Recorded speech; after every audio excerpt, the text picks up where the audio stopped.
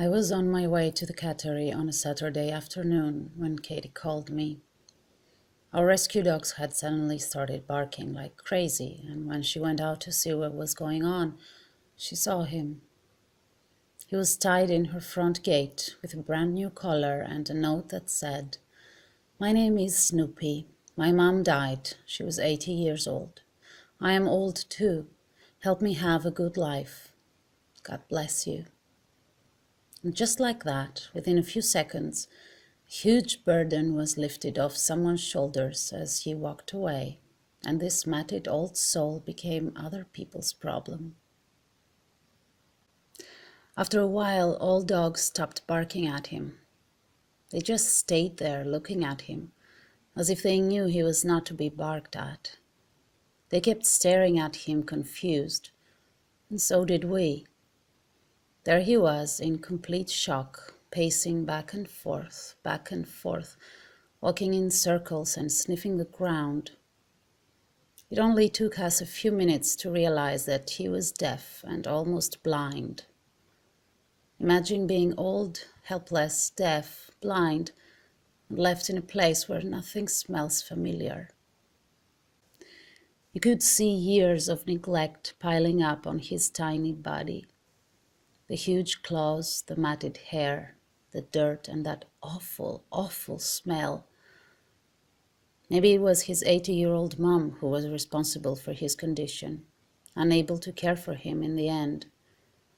Or maybe it was the relatives and the neighbors who exiled him to a balcony or a backyard after his human passed away, waiting for him to die.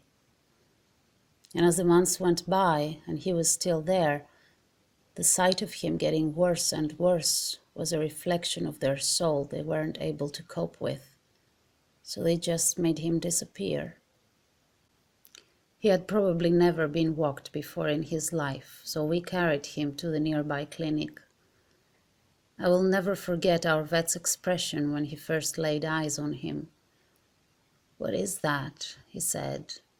"What is that?" It was the same question we kept asking ourselves. What is that? Where have they been hiding him? This doesn't happen overnight, so how come nobody helped him earlier? He looked so tiny on the examination table. One look at his teeth made us realize where that smell was coming from. His skin was paper thin, and that, combined with his constant thirst and hunger, the loss of hair, and the fact that he needed to pee every few seconds, led to a diagnosis we didn't want to hear: Cushing's disease. When you rescue a dog like him, grooming is what you long for the most. We couldn't wait to see what he would look like without the awful dreads, without the nails that had been growing for so long they were embedded in his skin, without the dirt of his past life.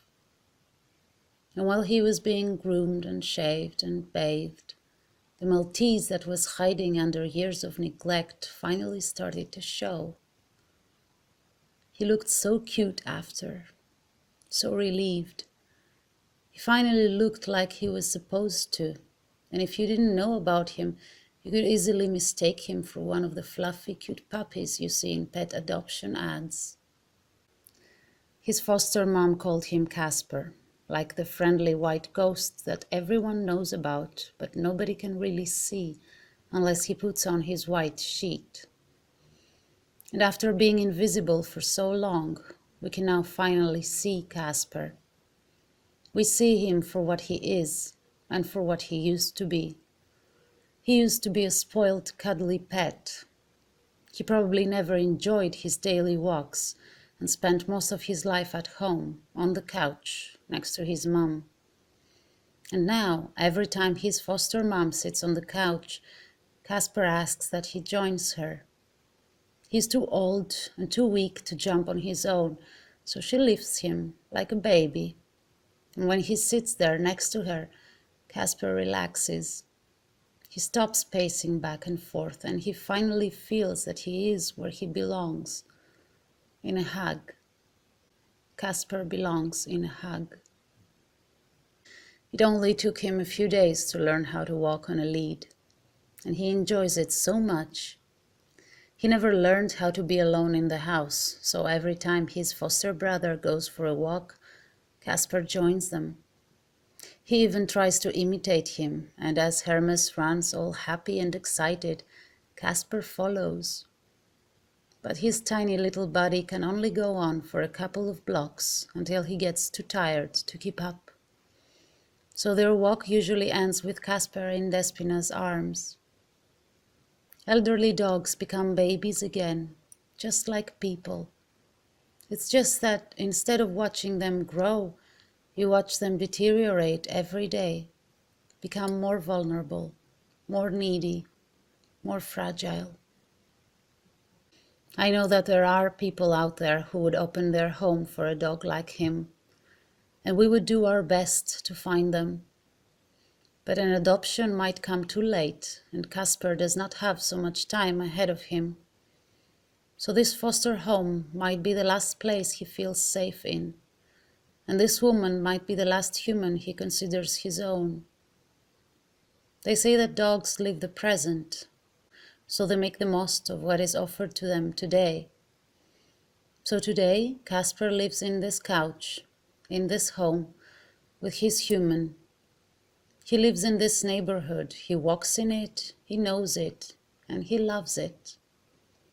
And now that he is here, among people who saw him when he was invisible to everyone else, he makes the most of it, like all dogs do.